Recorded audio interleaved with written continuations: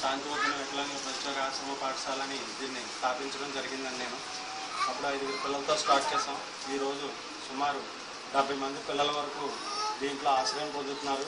అందులో 10 మంది పిల్లల వరకు వాళ్ళ సెల్ఫ్ స్కిల్స్ అంటే వాళ్ళ స్వయం ఉపాధి పథకం కింద వాళ్ళ ఇళ్ళ దగ్గర వాళ్ళు బతకడం జరుగుతుంది. అలాగే ఇందులో వొకేషనల్ ట్రైనింగ్ ప్రోగ్రామ్ కింద వాళ్ళకి ట్రైనింగ్ ఇచ్చిన తర్వాత ఒక 6 పిల్లలు వాళ్ళకు కూడా గవర్నమెంట్ జాబ్స్ అవి కూడా రావడం జరిగిందండి.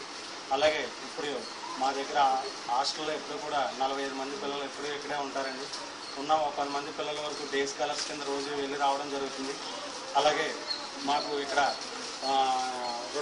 గత 2 సంవత్సరాలు అవుతుందండి మేము స్థలం మార్చడం జరిగింది. ఇక్కడ సుమారు ఒక 60 మంది పిల్లల వరకు ఉండడం జరుగుతుంది. ఇక్కడ హాస్టల్ వరకు సరిపోతుందండి. ఇక్కడ 10 మంది టీచింగ్ నాన్ టీచింగ్ కలిపి 10 మంది ఉపాధ్యాయులు కూడా ఉండడం జరుగుతుందండి. అలాగే మాకు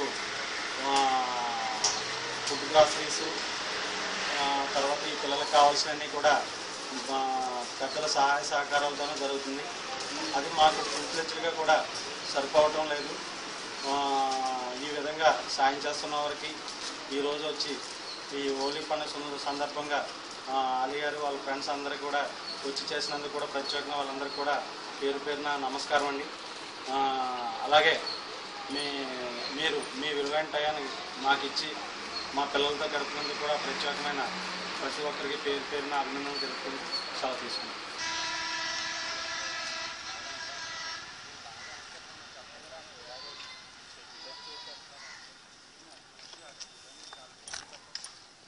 బాబే మీరిద్దరు ఆటో ఎక్కేతారైతేనే సరిపోదు కదా, పాపం కదా. బస్ స్టాండ్ దిగండి, నేను వచ్చి తీసుకెళ్తాను.